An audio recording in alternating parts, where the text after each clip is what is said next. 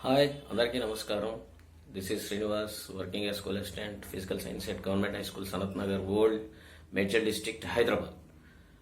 Hi friends, ఈ వీడియోలో మనం ఇప్పుడు ముఖ్యంగా తెలుసుకోవాల్సినటువంటి అంశము, చర్చించుకుంటున్నటువంటి అంశం ఏంటంటే టెట్ డిఎస్సి టీచర్ ఎలిజిబిలిటీ టెస్ట్లో కానీ డిఎస్సిలో కానీ మంచి ర్యాంకు సాధించడం ఎలా, ఏ విధంగా చదివితే. చాలామందికి నాలెడ్జ్ ఉంటుంది కానీ దాన్ని ఒక ప్రణాళికాబద్ధంగా ఏ విధంగా చదివితే ముందుకెళ్తామో అంతగా తెలియదు. అట్లాంటి సందర్భాలలో మరి చదివేటటువంటి విధానం ఏంటిది, ఏ విధానంలో చదివితే మనం ముందుకెళ్తామో అనుభవపూర్వకంగా చెప్తున్నాను. కాబట్టి దయచేసి ఫ్రెండ్స్ చాలా జాగ్రత్తగా మొదటి నుంచి లాస్ట్ వరకు ఈ వీడియో గమనించండి. అప్పుడు మీకు ఎంతో కొంత అవగాహన కలగడానికి ఆస్కారం ఉంది. దయచేసి ఫ్రెండ్స్ ఏం చెప్తున్నానంటే, ఈ వీడియో మీరు చూడడానికంటే ముందు please subscribe the channel and press the bell icon and then you have to share to your friends also so that it will be more helpful to your friends. మనమే కాకుండా మన చుట్టుపక్కల ఉన్నటువంటి మన ఫ్రెండ్స్ కూడా ఇది ఉపయోగపడితే ఎంతో బాగుంటుంది అనేది నా ఉద్దేశం. సో ఇప్పుడు మనం డైరెక్ట్గా సబ్జెక్ట్లోకి వెళ్దాం. మరి ఒకరి జీవితంలో స్థిరపడాలంటే ఏదో ఒక రకమైనటువంటి ఒక మంచి ఉద్యోగం లభించాలి. సరే, మనం ఎవరైతే టీటీసీ లేదా బిఎడ్ చేసామో మన యొక్క టార్గెట్ ఏంటి? ప్రభుత్వ ఉద్యోగం లభించాలి. ఈ ప్రభుత్వ ఉద్యోగం లభించాలంటే ఇక్కడ బిఎడ్ చేసాం, టీటీసీ చేసాం, నెక్స్ట్ 2 అడ్డంకులు. ఏమిటి ఆ అడ్డంకులు? ఫస్ట్ది టెట్, తర్వాత డిఎస్సి. ఈ రెండిట్లో క్వాలిఫై అయితే గానీ మనం ముందుకు వెళ్ళలేము. మరి మనందరికీ తెలిసినటువంటిది. దీంట్లో ఎంత కాంపిటీషన్ ఉంటుందో మనందరికీ తెలుసు. ఈ కాంపిటీషన్ తట్టుకోవాలి అంటే మన యొక్క ప్రిపరేషన్ ఒక పద్ధతి ప్రకారం కొనసాగాలి. ఆ పద్ధతి ప్రకారం కొనసాగితేనే మనం దాంట్లో విజయం సాధిస్తాము. విజయం సాధించడమే కాదు, ది బెస్ట్ ర్యాంక్ రావడానికి ఆస్కారం ఉంటుంది. సో ఇవి మేమంతా అప్పట్లో డిఎస్సికి ఏ విధంగా ప్రిపేర్ అయ్యాము, అప్పట్లో మాకు టెట్ లేకుండే, ఆ డిఎస్సికి ఏ విధంగా ప్రిపేర్ అయ్యామో దాన్ని బేస్ చేసుకొని మీకు కొన్ని టిప్స్ ఇవ్వడానికి ప్రయత్నం చేస్తున్నాను ఫ్రెండ్స్. ఫస్ట్ ఏం చేస్తారంటే, అసలు మనం పేపర్ 1 పేపర్ 2 ఏదైతే రాస్తున్నారో ఏ సబ్జెక్ట్స్ అయితే ఉన్నాయో ఆ సబ్జెక్ట్స్ అన్ని తీసుకొని ఒక ప్రణాళిక ప్రకారము. ఏంటిది ఆ ప్రణాళిక అంటే, ఒక్కొక్క సబ్జెక్ట్, ఫర్ ఎగ్జాంపుల్ మనం పేపర్ 1కే రాసేటప్పుడు 3rd క్లాస్ నుంచి 8th క్లాస్ వరకు తెలుగు, ఇంగ్లీష్, మ్యాథమెటిక్స్, ఈవీఎస్, అదే 6th 7th అయితే జనరల్ సైన్స్, 8th క్లాస్ అయితే physical science and biological science. వీటిని సబ్జెక్ట్స్ను ఎంచుకొని ఒక్కొక్క సబ్జెక్టు మనం టార్గెట్ పెట్టుకోవాలి. 1 లేదా 2 అంటే 1-2 రోజుల్లో ఆ బుక్ మొత్తం అయిపోవాలి. అట్లా తీసుకొని ఫస్ట్ స్టెప్ అనమాట అది. ఆ 1 నుంచి 2 రోజుల్లో కంప్లీట్గా పూర్తి చేయాలి. అంటే 1 నుంచి 2 రోజుల్లోనే ఒక సబ్జెక్టు పూర్తి చేస్తున్నాము అంటే మీరు ఎన్ని గంటలు చదవాలో నిర్ణయించుకోండి. ఇక్కడ ఈ చదవడానికంటే ముందు కూడా మనం గుర్తుపెట్టుకోవాల్సినటువంటి అంశం ఏంటంటే సంకల్ప బలం అండి. మనిషికి ఎంత సంకల్పం ఉంటే ఆ సంకల్ప బలం ఎంత గొప్పదైతే ఎంతటి కష్టాన్నైనా అవలీలగా మరి దాటేటటువంటి అవకాశం ఉంది. ఇది నాకు తప్పనిసరిగా నా జీవితంలో ఇది ఒక టర్నింగ్ పాయింట్. దీని ద్వారానే నేను స్థిరపడతాను, నా కుటుంబ పరిస్థితులు, నా వంశ పరిస్థితులు అన్నీ కూడా మారిపోతాయని ఎప్పుడైతే మన మనసులో ఉంటుందో దానికి తగ్గట్టుగా మనం పనిచేస్తాం, వర్క్ చేస్తాం, చదువుతాం, ఎంతటి కష్టాన్నైనా ఎదుర్కొంటాం. ఇది స్వీయ అనుభవంతో చెప్తున్నటువంటిది. మేము చదివినటువంటి సందర్భంలో మాకు ఉన్నటువంటి ఏకైక టార్గెట్ ఇదే. తర్వాత ఇది కాకుండా వేరేటటువంటి ఆప్షన్ లేదు. దట్టు ఇంట్రెస్ట్తో వచ్చాము. దీన్ని ఖచ్చితంగా ప్రభుత్వ ఉద్యోగం సాధించాలన్నటువంటి ఏకైక లక్ష్యం ఉండి ఆ సంకల్ప బలముతో ఎన్ని గంటలు చదివామో ఆశ్చర్యం వేస్తుంది. నిజంగా ఇప్పుడు అనుకుంటే నిజంగా అంత కష్టపడ్డామా అని. మేము జరిగిన మా ఫ్రెండ్స్ మేము కలిసి చదివినటువంటి ఎక్స్పీరియన్స్ మీకు షేర్ చేస్తున్నాను. మీకు కొంత ఉపయోగపడుతుందని నా యొక్క భావన. ఎన్ని గంటలంటే మార్నింగ్ 4 o'clock నుంచి నైట్ 10-11 వరకు ఏకదాటిగా, అంటే మినిమం కార్యక్రమాలు తీర్చుకుంటూ చదివాం. ఎందుకంటే డిఎస్సిలో ఈసారి ఈ పోస్టు కొట్టకపోతే, ఈ ప్రభుత్వ ఉద్యోగం రాకపోతే మన లైఫ్ ఆగమ్య గోచరం. అనేటటువంటిది మనసులో గాఢంగా ఉండింది. మనకున్న ఏకైక ఆప్షన్ ఇదే, వెనక ఆస్తులు లేవు, మనం బ్రతకాలి, ఒక సమాజంలో ఒక గౌరవప్రదమైనటువంటి స్థితిలో ఉండాలి అన్నటువంటి సంకల్పం మమ్మల్ని ముందుకు నెట్టింది. అన్ని గంటలా అని అనుకోకండి. మనం ఎప్పుడైతే నీ సంకల్పం గట్టిగా ఉంటుందో, గొప్పగా ఉంటుందో, ఇన్ని హవర్స్ కూడా తేలిగ్గా జరిగిపోతాయి. అయితే ఇట్లా ఒక్కొక్క సబ్జెక్ట్ తీసుకొని 1 or 2 days టార్గెట్ పెట్టుకొని కంటిన్యూగా చదవాలి. చదివేటప్పుడు ఒక నోట్స్ తీసుకోండి. ఒక్కొక్క సబ్జెక్టుకు కొన్ని పేజీలు కేటాయించండి. ప్రతి line to line text book, first text book చదువుతున్నాం, టెక్స్ట్ బుక్లో ప్రతి line to line points note చేసుకోవాలి. ఇట్లా ఒక సబ్జెక్ట్ అయింది, తెలుగు అయింది. నెక్స్ట్ ఇంగ్లీష్కి వెళ్తున్నాం. ఇంగ్లీష్లో జనరల్గా ఏంటంటే లెసన్స్ అంతా అడగకపోవచ్చు, దాని వెనకాల ఉన్నటువంటి గ్రామర్, కాంప్రహెన్షన్ అలాంటి వాటి మీద దృష్టి పెట్టాలి. తర్వాత అదేవిధంగా మ్యాథమెటిక్స్ మీరు ఎంత బాగా ప్రాక్టీస్ చేస్తే, నీకు తెలుసు క్వశ్చన్కు ఆన్సర్ ఏ విధంగా చేయడమో తెలుసు, కానీ నీ పక్కన ఉన్నటువంటి ఇంకొక 1000 మందిని దాటి నువ్వు ఎప్పుడు ముందుకు వెళ్తావంటే దాన్ని ఎంత స్పీడ్గా సాధించావు అన్నటువంటి అంశంపై ఆధారపడుతుంది. నాకు తెలుసు సార్, కానీ నేను ప్రాక్టీస్ చేసేసరికి నాకు సమయం సరిపోలేదు అన్నటువంటి క్వశ్చన్ ఎక్కడ కూడా రాకూడదు. ఎప్పుడు రాదు అంటే నువ్వు ఆ మ్యాథమెటిక్స్ను 1కి 2 సార్లు, 4 సార్లు, 5 సార్లు కనుక ప్రాక్టీస్ చేస్తే, ఆ practice makes us perfect and స్పీడ్గా దాన్ని సాల్వ్ చేసేటటువంటి స్కిల్స్ మనకు వస్తాయి. కాబట్టి మ్యాథమెటిక్స్ అనేది నీకు ఎంత బాగా ప్రాక్టీస్ చేస్తే దాని మీద అంత బాగా గ్రిప్ వస్తుంది. కాబట్టి ఫ్రెండ్స్ తెలుసుకోండి. ఇప్పుడు ఫర్ ఎగ్జాంపుల్ బైనరీ సిస్టమ్ ఉంది. బైనరీ సిస్టమ్ను ఏ విధంగా డెసిమల్ సిస్టంలోకి ఇట్లా మార్చాలి, ఈ మార్చేటప్పుడు నీకు తెలుసు, కానీ దాన్ని ఎంత స్పీడ్గా చేస్తావనేది ఎన్ని ఎక్కువ సంస్థను ప్రాక్టీస్ చేసావన్న దాని మీదనే ఆధారపడి ఉంటుంది. ఓకే ఫ్రెండ్స్, నెక్స్ట్ ఈవీఎస్కి వెళ్తాం. ఈవీఎస్ కూడా 3rd నుంచి మొత్తం ఒక్కొక్క పాయింట్ టు పాయింట్, చిన్న క్లాసే కదా, నాకు తెలుసు కదా అన్నటువంటి నిర్లక్ష్యం ఉండకూడదు. చిన్న బిట్సే మనని మోసం చేసేస్తాయి. కాబట్టి ఆ చదువుకుంటూ నోట్స్ ప్రిపేర్ చేసుకోవాలి. ఒక్కొక్క సబ్జెక్టుకు కొన్ని పేజీలు కేటాయించుకొని నోట్స్ ప్రిపేర్ చేయండి. ఇట్లా ఒక పద్ధతి ప్రకారం అంతా ఒక రౌండ్ అయింది. నేను ఎన్నిసార్లు చదవమంటున్నానంటే మీరు ఆశ్చర్యపోతారు. ఒక్కొక్క సబ్జెక్టు నువ్వు కనీసం 10 సార్లు రివిజన్ చేయాలి. అప్పుడే నీకు సబ్జెక్ట్ మీద గ్రిప్ వస్తుంది. నువ్వు ఒక్కసారి చదవగానే మొత్తం మైండ్లోకి రాదు. అందులో ఒక 10-20% మాత్రమే మనకు గుర్తుంటుంది. మరి మిగిలిన 80% సంగతి ఏంటి? కాబట్టి ఫ్రెండ్స్ కనీసం 10 సార్లు రివిజన్ చేయవలసి ఉంటుంది. ఓకే, ఇట్లా ఇప్పుడు ఫస్ట్ టైం రివిజన్ చేశారు. ఈ ఫస్ట్ టైం ఈ అన్ని సబ్జెక్టులు చదవడానికి మీకు సుమారుగా ఒక 20 రోజుల నుంచి 4 రోజులు పట్టింది అనుకోండి. రెండోసారి చదివేటప్పుడు 4-5 రోజులు తగ్గుతుంది. ఎందుకంటే నీకు ఆల్రెడీ ఏ లైన్లో ఏముందో కొంత అవగాహన ఏర్పడ్డది. ఫస్ట్ టైం ఏంది, లైన్ టు లైన్, ప్రతి లైన్, ప్రతి పదము గురించి మనము చాలా జాగ్రత్తగా నిశితమైనటువంటి దృష్టితో చదివాము కాబట్టి ఎక్కువ టైం తీసుకుంది. రెండోసారి ఆ టైం తగ్గుతుందండి. మూడోసారి ఇంకా టైం తగ్గుతుంది. నాలుగోసారి ఇంకా టైం తగ్గుతుంది. ఇట్లా 10 సార్లు గనక దాన్ని రివిజన్ చేస్తే సబ్జెక్ట్ మొత్తం నీ గ్రిప్పులో ఉంటుంది. ఎక్కడ ఏ విధమైనటువంటి ప్రశ్న ఏ రకంగా అడిగినా కూడా నువ్వు రాయగలుగుతావు. ఫ్రెండ్స్ దీన్ని బాగా గుర్తుపెట్టుకోండి. 10-15 సార్లు అని ఆశ్చర్యపోకండి. అలా చేసిన వాళ్ళే ముందుకెళ్తారు, అంతకంటే తక్కువ చేసిన వాళ్ళు వెనక్కి వెళ్తారు. కాబట్టి ఈ నోట్స్ రాసుకునేటప్పుడు కూడా మనం ఫస్ట్ టైమే నోట్స్ స్టార్ట్ చేయమని చెప్పాం. ఈ లెసన్ అయిపోయింది కదా అని వదిలేయకండి. ఆ లెసన్ అయిపోయిన తర్వాత దానికి ఒక 2 పేజీలు గ్యాప్ వదలండి. నువ్వు రెండోసారి చదివేటప్పుడు, సెకండ్ టైం ప్రిపేర్ అయ్యేటప్పుడు ఇంకో 4 క్వశ్చన్స్ వస్తాయి. థర్డ్ టైం ఎప్పుడు ఇంకొక క్వశ్చన్ వస్తుంది. అప్పుడు వాటిని ఫిల్ చేసుకుంటూ రావాలన్నమాట.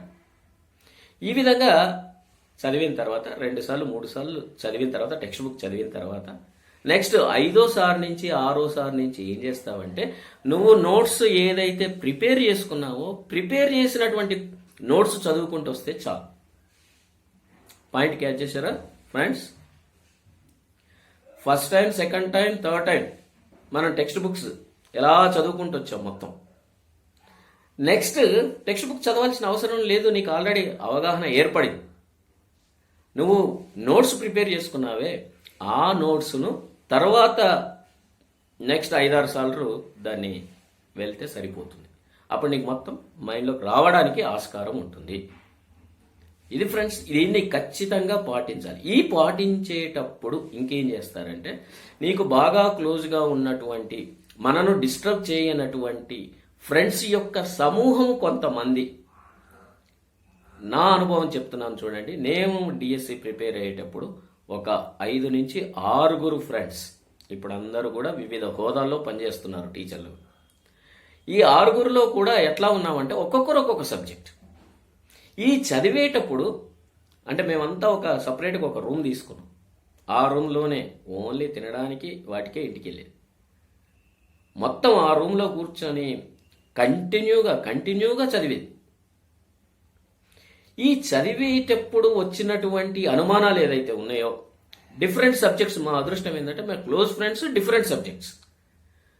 సోషల్లో వచ్చిన డౌట్స్ ఆయన ఎక్స్ప్లెయిన్ చేసేది, మ్యాథమెటిక్స్ సైన్సెస్ నేను ఎక్స్ప్లెయిన్ చేసేవాడిని, అది maths and physical science subject. English expert ఒక టీచర్ ఉండేవాడు, అతను ఒక ఫ్రెండ్ ఆయన చెప్పేవాడు. ఇట్లా ఈ subject experts, group of subjects experts కూర్చోవడం వల్ల ఒకరి అనుమానాలు ఇంకొకరు నివృత్తి చేసుకునేటటువంటి బంగారం లాంటి అవకాశం మాకు లభించింది. మీరు కూడా ఫ్రెండ్స్, నేనేం చెప్తున్నానంటే, మనం డిస్టర్బ్ చేయనటువంటి మంచి ఫ్రెండ్స్ను ఎంచుకోండి. ఈ ఎంచుకునేటటువంటి దాంట్లో కూడా డిఫరెంట్ సబ్జెక్ట్స్ గనక ఉంటే మీకు అది చాలా చాలా లాభం చేస్తుంది. మనం చదువుతున్న కొన్ని మనకు అండర్స్టాండ్ అవ్వవు. మన సబ్జెక్ట్ మీద మనకున్నంత గ్రిప్ వేరే సబ్జెక్ట్ మీద అంతగా ఉండదు. కానీ దానికి సంబంధించినటువంటి నేపథ్యం కనుక చెప్తే చాలా చక్కగా గుర్తుంటుంది. సోషల్లో తీసుకున్న ఒక యుద్ధం డైరెక్ట్ 1760, 1860 ఇలా చదివితే గుర్తుండకపోవచ్చు. కానీ దాని నేపథ్యం 1-2 నిమిషాలు మన ఫ్రెండ్ ఎక్స్ప్లెయిన్ చేస్తే మొత్తం మైండ్లో ఫిక్స్ అయిపోయి ఉంటుంది. ఇట్లా అన్నీ రాసుకున్న తర్వాత ఒక రౌండ్ అయింది, 2 రౌండ్లు, 3 రౌండ్లు ఇట్లా అయిన తర్వాత నెక్స్ట్ ఏం చేయాలంటే, అదే నోట్స్ తీసుకొని నువ్వు ఈ క్వశ్చన్ ఇలా రాశావు, దీన్ని ఇంకా ఏ రకంగా అడగవచ్చు అనేటటువంటిది ఎనాలిసిస్ చేయాలండి. మనం ఏంటంటే, మనము చదివినటువంటి స్టైల్లోనే క్వశ్చన్ అడగాల్సినటువంటి అవసరం లేదు. దాన్ని మార్చి అడిగారు అనుకోండి, అప్పుడు కూడా దాన్ని మనం క్యాచ్ చేసేటట్టుగా ఉండాలి.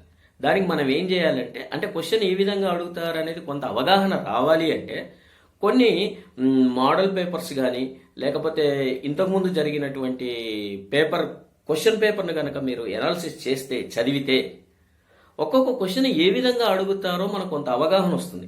ఈ అవగాహన వచ్చిన తర్వాత నీవు రాసుకున్నటువంటి నోట్స్ను నీవే ఎన్ని రకాలుగా ఈ క్వశ్చన్ అడుగుతాడో మీరు చాలా జాగ్రత్తగా చూడవచ్చు. ఇలా టెక్స్ట్ బుక్ ప్రిపరేషన్ అంతా అయిపోయిన తర్వాత నెక్స్ట్ మెథడాలజీ తీసుకోండి. ఈ మెథడాలజీ కూడా అదే విధమైనటువంటి ఇప్పుడు చెప్పినటువంటి పద్ధతులు చదవండి. దానికి సంబంధించినటువంటి నోట్స్ కూడా రాసుకోండి. ఇప్పుడు ఏం చేస్తారు తెలుసా, మార్కెట్లో దొరికేటటువంటి ఏదైనా ఒక మెటీరియల్ తీసుకోండి. ఇప్పుడు 5 ఫ్రెండ్స్ ఉన్నారండి, ఒక్కొక్కరు ఒక్కొక్క మెటీరియల్ తీసుకోండి. తీసుకొని ఆ మెటీరియల్ మొత్తం ఒకసారి చదవండి. చదివి మీకు లభించినటువంటి పాయింట్స్ వాళ్ళకు వచ్చినటువంటి డిఫరెంట్ పాయింట్స్ మీకు షేర్ చేసుకుంటారు. దీని తర్వాత అసలైనటువంటి ప్రక్రియ, ప్రిపరేషన్ పూర్తయిందని కనుక అనుకుంటే ఇప్పుడు మీరు ఏం చేస్తారంటే, మార్కెట్లో మోడల్ పేపర్స్, మనము ప్రాక్టీస్ చేసుకోవడానికి మోడల్ పేపర్స్తో కూడినటువంటి మెటీరియల్ లభిస్తుంది. దాన్ని కూడా ఒక్కొక్క ఫ్రెండ్ ఒక్కొక్క ఆథర్స్ తీసుకొచ్చుకోండి, పబ్లిషర్ తెచ్చుకోండి. మనకు ఎగ్జామ్ ఏ విధమైనటువంటి కండిషన్లో కండక్ట్ చేస్తారో అదే రకమైనటువంటి కండిషన్స్ మన రూమ్లో కూడా ఏర్పాటు చేసుకొని, అంటే ముఖ్యంగా టైం, పెన్సిల్ కావాలా, పెన్ను కావాలా, అన్నీ రెడీ చేసుకొని ఎగ్జామ్లో ఎన్ని గంటల సమయం అయితే ఉందో అన్ని గంటల సమయం పెట్టుకొని ఫస్ట్ ఒక టెస్ట్ తీసుకోండి. Self test. ఆ ఉన్నటువంటి క్వశ్చన్ పేపర్ అందరు రాయాలి. అందరు తలా ఒక మూల కూర్చొని 2 గంటల, 2.5 గంటల, 1.5 ఎంత టైం ఉందో మనకు ఒరిజినల్గా అదే టైం పెట్టుకొని ఏమాత్రం మిస్ కాకుండా రాయండి. ఇక్కడ నాకు ఒకటి ఏమనిపిస్తుందంటే, మనము నిజమైనటువంటి పరీక్షలో నీకు తెలిసినా తెలియకపోయినా ఆన్సర్ చేసేసి వస్తాం. ఈ ఆన్సర్ చేసేటటువంటి పద్ధతి కూడా క్వశ్చన్ పేపర్ ఏ విధంగా రాయాలనేది కూడా ఒకటి గుర్తుపెట్టుకోండి, important points. First question paper ఇట్లా చదువుకుంటూ పోతున్నప్పుడు, లేకపోతే ఈ సబ్జెక్ట్స్ నీకు బాగా గ్రిప్ దేని మీద ఉంది, దానికి సంబంధించినటువంటి క్వశ్చన్స్ ఫస్ట్ రౌండ్లో అటెంప్ట్ చేసి చూడగానే, ఈ క్వశ్చన్ చూడగానే దీని ఆన్సర్ తెలుసు, టక్కున టిక్ కొట్టుకోండి, దాన్ని ఫిల్ చేసేయండి, ఫాస్ట్గా ఫిల్ చేసుకుంటే వెళ్ళండి. తర్వాత రెండోది, కొంచెం ఆలోచిస్తే వచ్చేటటువంటి బిట్స్ను వాటిని తీసుకోండి, వాటిని అటెంప్ట్ చేయండి. అబ్బా ఎంతకు రావడం లేదు, బాగా ఆలోచించాలి అన్నది థర్డ్ రౌండ్. ఈ మధ్యలో ఈ సెకండ్ రౌండ్ అయినాక సెకండ్కు థర్డ్కు మధ్యలో ఏం చేస్తారంటే మ్యాథమెటిక్స్ తీసుకొని, మ్యాథమెటిక్స్ ఎందుకంటే మనం సాల్వ్ చేయాలి కదా, ఇక్కడ ఒక ప్రాబ్లం సాల్వ్ చేసేలోపు తెలుగు అనుకోండి, సోషల్ అనుకోండి, జనరల్ సైన్స్ అనుకోండి, 2-3 క్వశ్చన్స్ టకటక పెట్టేయచ్చు, అంటే అక్కడ సమయం మిగులుతుంది మనకు. అప్పుడు మ్యాథమెటిక్స్ థర్డ్ రౌండ్లో మ్యాథమెటిక్స్ తీసుకొని మ్యాథమెటిక్స్ను ఫిల్ చేసుకుంటూ రండి. అందులో కూడా నీకు వచ్చినాయి, గబగబా వచ్చినాయి చేసేసేయండి, రాని మళ్ళీ ఇంకో రౌండ్కి చూద్దాం. ఇట్లా 3 రౌండ్లు అయిపోయిన తర్వాత ఎక్సెప్ట్ మ్యాథమెటిక్స్ కానీ మిగిలిన సబ్జెక్ట్స్ కొంచెం ఆలోచిస్తే వస్తుంది అన్న దాని మీద కేంద్రీకరించి ఆ క్వశ్చన్స్ అన్ని అటెంప్ట్ చేయండి. ఆ తర్వాత మ్యాథమెటిక్స్లో బాగా సాల్వ్ చేయాలి, కొంత ప్రాసెస్ ఎక్కువ ఉంది, అలాంటి క్వశ్చన్స్ చేస్తాం. ఇక లాస్ట్ రౌండ్ చివరికి ఏం చేస్తాము అంటే ఫ్రెండ్స్, మ్యాథ్స్ కానీ మిగిలిన సబ్జెక్ట్ కానీ అసలు ఎంతకు రావడం లేదు, టైం బాగా ఫాలో అవుతుండాలి, వాచ్ మన దగ్గర ఉండాలి, టైం చూసుకుంటూ ఉండాలి, చాలా ఇంపార్టెంట్. చూసుకుంటూ నీకు కొద్దిగా ఆలోచిస్తే, లేకపోతే కాస్త డీప్గా థింక్ చేయడం వల్ల వస్తుందేమో అన్నటువంటి అభిప్రాయం ఉన్నటువంటి వాళ్ళు ఈ రౌండ్లో చేసుకుంటూ రావాలి. ఇక అసలు ఎంతకు రాదండి, ఏదో ఒకటి అన్నది మనము లాస్ట్లో అటెంప్ట్ చేస్తాం. అయితే నేను ప్రాక్టీస్లో ఏం చెప్తున్నానంటే, అస్సలు దాని గురించి ఏ సమాచారం లేదు, ఏమీ తెలియదు అన్నటువంటి క్వశ్చన్ను మీరు ప్రాక్టీస్ చేసేటప్పుడు వదిలేయండి, దాన్ని ఏం అటెంప్ట్ చేయకండి. అదేంటి సార్ అలా అంటారు అని మీకు అనుమానం రావచ్చు. ఇది చాలా ఇంపార్టెంట్ అండి. ఎందుకు అంటే, నువ్వు ఏదో ఒక ఆన్సర్ చేస్తావు, అదే కరెక్ట్ అయి నీ గ్రూప్ డిస్కషన్లో దాని గురించి ఆలోచించవు, మాట్లాడవు, అంటే దానికి సంబంధించినటువంటి సమాచారం నీ మెదడుకు చేరలేదు. అదే ఆ క్వశ్చన్ కనుక వదిలేసావు అనుకోండి, నీ గ్రూప్ డిస్కషన్లో వస్తుందని అప్పుడు గుర్తుంటుంది. ఒరిజినల్ ఎగ్జామ్లో మాత్రం అట్లా చేయకూడదండి. ప్రతి హాఫ్ మార్కు కూడా మన ఫేట్ను మారుస్తుంది. 74.5 వచ్చినాయి, 75 వరకు కట్ ఆఫ్ అవుతుంది. ఒక్క హాఫ్ మార్క్ వస్తే అప్పుడు తెలుస్తుంది మనకు ఆ హాఫ్ మార్క్ యొక్క విలువ ఏమిటో. జీవితంలో ఎగ్జామే కోల్పోయాము, ఉద్యోగం కోల్పోయాము. కాబట్టి పేపర్ అటెంప్ట్ చాలా జాగ్రత్తగా, ఓకే, ఎంత సమయం, నిర్దేశితమైనటువంటి సమయంలో ఈ క్వశ్చన్ పేపర్ మీరు అటెంప్ట్ చేసిన తర్వాత, ఇప్పుడు ఆన్సర్లన్నీ కూడా ప్రింటెడ్ బుక్ కదా, ఆన్సర్స్ ఉంటాయి. ఒకరు ఆన్సర్ చెప్తుంటారు, అందరూ క్వశ్చన్ పేపర్ కరెక్షన్ చేసుకోండి. కరెక్షన్ చేసుకున్నప్పుడు ఇన్ని మార్కులు వచ్చాయి. నీ ఫస్ట్ టెస్ట్ అనమాట, ఫస్ట్ టెస్ట్లో ఇన్ని మార్కులు వచ్చినాయి. ఇప్పుడు ఏం చేస్తారంటే, ఒక్కొక్కరి పేపర్లో ఏ క్వశ్చన్ తప్పుపోయింది, ఏ క్వశ్చన్ మిస్టేక్ వచ్చింది ఫ్రెండ్స్ అందరితో షేర్ చేసుకోండి. అది నీకు అవగాహన లేకపోయి ఉండవచ్చు, నీ ఫ్రెండ్స్కి అవగాహన ఉంటుంది, అరే నువ్వు ఇలా తప్పు పెట్టావు, అమ్మ ఇలా తప్పు పెట్టావు, ఇది దీనికి ఇది ఆన్సర్, ఇలా అయితే వస్తుంది. డిస్కషన్ అనమాట. తద్వారా దీనికి సంబంధించినటువంటి జ్ఞానం నీ మెదడులో కూర్చుంటుంది. రేపు అలాంటి క్వశ్చన్ వస్తే నువ్వు ఎట్టి పరిస్థితుల్లో మిస్ చేయి. మిస్టేక్స్ అయిన వాటిని మన అందరం 5గురం కలిసి డిస్కస్ చేసాం, ఎంతమంది ఉంటే అంతమంది. నెక్స్ట్ ఏంటిది, నువ్వు వదిలేసావు కొన్ని బిట్స్, వాటిని ఇప్పుడు డిస్కస్ చేయండి. నువ్వు వదిలేసింది నీ ఫ్రెండ్స్కి వచ్చు, వాళ్ళు చెప్తారు, వాళ్ళు వదిలేసింది నీకు తెలుసు, నువ్వు చెప్తావు. ఎంత చక్కటి డిస్కషన్ ఫ్రెండ్స్తో కూర్చొని బృంద అధ్యయనము, గ్రూప్ ఆఫ్ ఫ్రెండ్స్ కూర్చొని ప్రిపరేషన్ అనేది నాకు తెలిసి అత్యంత ముఖ్యమైనటువంటి మన సక్సెస్లో భాగమని. ఒంటరిగా కూర్చుంటే, అంటే కొంతమందికి అలవాటు ఉంటే ఉండవచ్చు, ఆ ఒంటరిగా కూర్చొని ప్రిపరేషను అంత సజావుగా సాగుతుందని నేను అనుకోవడం లేదు. మంచి ఫ్రెండ్స్ ఉండాలి, డిస్టర్బ్ చేసే వాళ్ళు ఉండకూడదు, మనకున్న సంకల్పమే వాళ్ళకు ఉండాలి. అలాంటి ఫ్రెండ్స్ కూర్చొని బృంద అధ్యయనం, ఈ లెర్నింగ్ గనక అందరం కూర్చొని గనక చేస్తే దాని యొక్క ఇంపాక్ట్ చాలా చాలా ఉంటుంది. ఇలా టెస్ట్ 1లో ఇన్ని మార్కులు వచ్చినాయి, 60% మార్క్స్ వచ్చినాయి. కంగారు పడాల్సిన అవసరం లేదు. మన యుద్ధంలో ఇది ఫస్ట్ స్టెప్, ఇంకా చాలా స్టెప్స్ ఉన్నాయి. రెండవది తీసుకుంటాం, మళ్ళీ రాస్తాం, మళ్ళీ డిస్కషన్. ఖచ్చితంగా మీరు అబ్జర్వ్ చేయండి, ఫస్ట్ టెస్ట్కు రెండో టెస్ట్కు కొంత ఇంప్రూవ్ అవుతుంది. అట్లా ఎన్ని టెస్టులు మీరు మాక్ టెస్టులు కండక్ట్ చేసుకుంటే మీలో పరిణతి కానీ మీరు సాధించేటటువంటి మార్కుల శాతం కానీ తప్పనిసరిగా పెరుగుతుంది. 150 మార్కులకు మన క్వశ్చన్ పేపర్, 135 మార్కులు 140 మార్కులు నీవు టార్గెట్ పెట్టుకోవాలి. అదేంటి అంటే అన్ని మార్కులు కూడా ఎలా వస్తాయంటే నువ్వు ఎంత బాగా కష్టపడితే అంత బాగా మార్కులు రావడానికి ఆస్కారం ఉంది.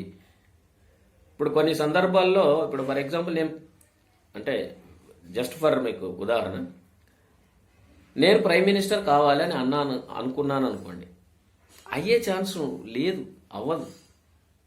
ఇక్కడ 130 మార్కులు రావాలని నువ్వు టార్గెట్ పెట్టుకుంటే అది నీవు చేసేటటువంటి హార్డ్ వర్క్ మీద ఆధారపడి ఉంది. అసాధ్యమైనటువంటి టార్గెట్ కాదు, సాధ్యమయ్యేటటువంటి టార్గెటే. ఎప్పుడు సాధ్యము? నీవు చేసేటటువంటి అంకిత భావముతో కూడినటువంటి కృషి, సంకల్పం. నీ మనసులో ఎంత సంకల్పం ఉంటే అంత బాగా దాన్ని మనం సాధించడానికి చాలా చాలా ఆస్కారం ఉంటుంది. ఇంకొకటి, వీలైతే మరి ఒకసారి ఒక 45 days కోచింగ్ కూడా తీసుకుంటే, మంచి కోచింగ్ సెంటర్లో, సిన్సియర్గా ఉన్న కోచింగ్ సెంటర్లో, టైం 10ంటికి చెప్పి 10:30కు వచ్చే కోచింగ్ సెంటర్ కాదు, స్టార్ట్ చేసే కోచింగ్ సెంటర్ కాదు, మంచి కోచింగ్ సెంటర్లోకి వెళ్ళి ఒకసారి ఒక రౌండ్ కోచింగ్ తీసుకుంటే మెలకువలు చాలా తెలుస్తాయి. వన్స్ మీకు మెలకువలు తెలిసినాయి అంటే ఆ మెలకువలను అనుసరిస్తూ నీ ప్రిపరేషన్, అంటే ఒక పునాది ఏర్పడ్డది, ఆ పునాది మీద గోడ కట్టడము నీ నైపుణ్యం మీద ఆధారపడి ఉంది. ఎంత అందంగా, అందరూ గోడ కడతారు కానీ ఒకరి ఇల్లు చూడగానే మనకు చాలా అందంగా కనిపిస్తుంది. అంటే ఆ మేస్త్రి, ఆ మేషన్లో ఉన్నటువంటి నైపుణ్యం, ఆ నైపుణ్యం నీలో ఉండాలి. అంటే ఎట్లా అంటే, ఒకటి సైకలాజికల్గా నేను చెప్పేది ఏంటంటే, మన యొక్క పరిస్థితులు, ఆర్థిక పరిస్థితులు, సామాజిక పరిస్థితులు, పెరిగినటువంటి పరిస్థితులు, కుటుంబ నేపథ్యం, ఇవన్నిటిని కలిపి నీలో సంకల్పం గనక గట్టిగా ఉంటే తప్పనిసరిగా మనం అనుకున్నటువంటిది సాధిస్తాం. అయ్యో 4 పోస్టులు ఉన్నాయి, 5 పోస్టులు ఉన్నాయి, ఎలా వస్తాయి అని అనుకుంటాం. ఈ 4-5 పోస్టులు కాదు, నీకు కావాల్సింది ఒక్క పోస్టే. గుర్తుపెట్టుకోండి, నీకు కావాల్సింది 4-5, 100, 200, ఒక్క పోస్టే. You are trying for that single post. నీకు ఒక పోస్ట్ ఉందా లేదా, నీకు సంబంధించింది ఉంది, ఆ ఒక పోస్ట్ నాదే అని నువ్వు మనసులో దృఢంగా నిశ్చయించుకుంటే ఎందుకు సాధ్యం కాదండి? తప్పనిసరిగా సాధ్యమవుతుంది. కాబట్టి ఫ్రెండ్స్, ఈ చదివేటప్పుడు ఈ రకమైనటువంటి మెలకువలు పాటించడం ద్వారా మనము అనుకున్నటువంటి టార్గెట్కు దగ్గరగా వెళ్తాం, తప్పనిసరిగా సాధించేటటువంటి అవకాశం ఉంది. మరొకసారి చెప్తున్నా మీకు, మ్యాథమెటిక్స్ ప్రిపేర్ అయ్యేటప్పుడు మాత్రం నంబర్ ఆఫ్ సమ్స్ ప్రాక్టీస్ చేయండి. అంటే ఈ ప్రాక్టీస్ వల్ల నీలో ఖచ్చితత్వము, వేగం పెరుగుతుంది. మ్యాథమెటిక్స్కి ఉండాల్సింది అది.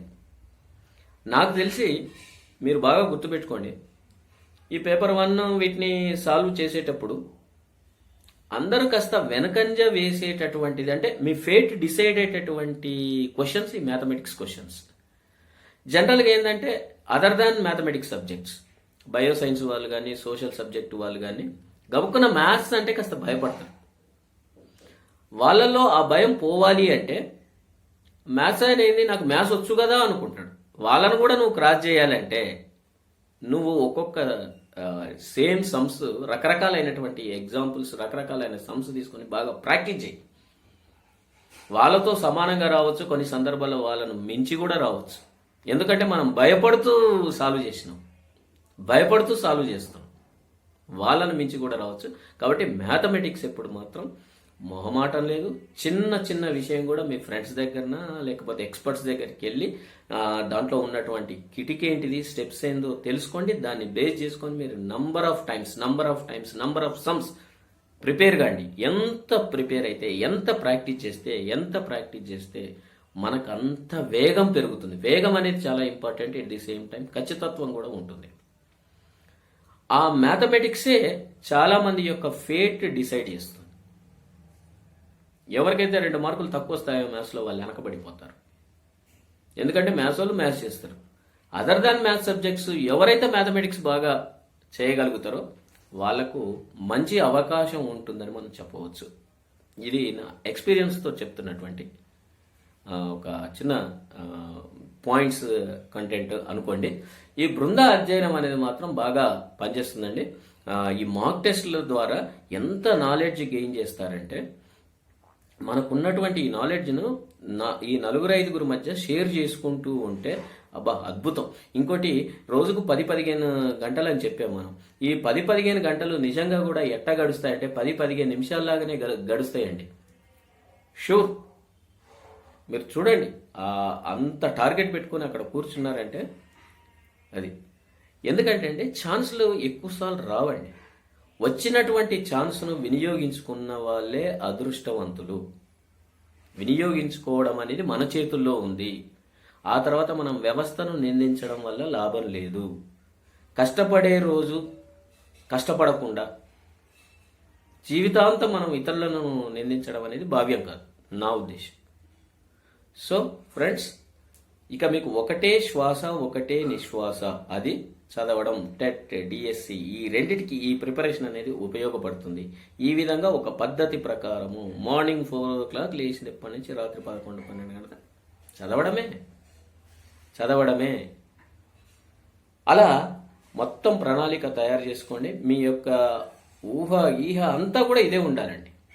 కాకపోతే మనందరం అక్కడ కూర్చొని, క్లోజ్ ఫ్రెండ్స్ కూర్చొని ప్రిపేర్ అవుతున్నటువంటి సమయంలో మన మధ్య కాస్త ఆహ్లాదకరమైనటువంటి వాతావరణం కూడా ఉంటుంది. కాబట్టి మననది చదివేటటువంటి దిశగా ఇన్ని గంటలు మనం కష్టపడుతున్నామా అనేటటువంటి విషయాన్ని కూడా అది ఏం చేస్తుందంటే ఓవర్కమ్ చేస్తుంది.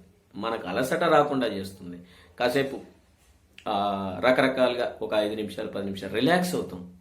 మన మధ్య ఉన్నటువంటి ఈ దీంతో కాసేపు సరదాగా ముచ్చట్లు చెప్పుకుంటాం. ఎంత బాగుంటుందంటే అండి, ప్రిపరేషన్ అద్భుతంగా ఉంటుంది. ఈ పద్ధతి పాటించండి, తప్పనిసరిగా విజయం మీదే. సో మరొకసారి చెప్తున్నాను, దీన్ని సీరియస్గా తీసుకోండి.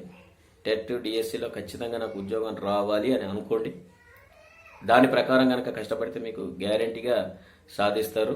ఈ వీడియో చూసిన ప్రతి ఒక్కరు కూడా మీకు గవర్నమెంట్ ఉద్యోగం రావాలి, గవర్నమెంట్ టీచర్గా స్థిరపడాలనేది నా కోరిక. ఆ రకమైనటువంటి శక్తి సామర్థ్యాలు మీకు దేవుడు ప్రసాదించాలని కోరుకుంటున్నాను. చూడండి, మీరు చదివేటటువంటి శక్తి సామర్థ్యాలు ఇవ్వాలి. అది నా యొక్క కోరిక. ఎట్ ది సేమ్ టైం పెద్దవాడిగా మీ అందరినీ మనస్ఫూర్తిగా దీవిస్తున్నాను. మీ అందరూ కూడా ప్రభుత్వ ఉద్యోగంలో స్థిరపడాలి, మంచి టీచర్గా మారి సమాజానికి మన వంతు సహాయం ఎంతో కొంత చేయాలి. So friends, please subscribe the channel. ఇతరులకు కూడా పంపించండి. దీని ద్వారా ఇంకా నేను ఈ టెట్, డిఎస్సి మీద మీకు ఉపయోగపడేటటువంటి ఎనాలిసిస్ చేసుకుంటూ వస్తాను. కంటిన్యూగా ఫాలో అవ్వండి. Thank you very much.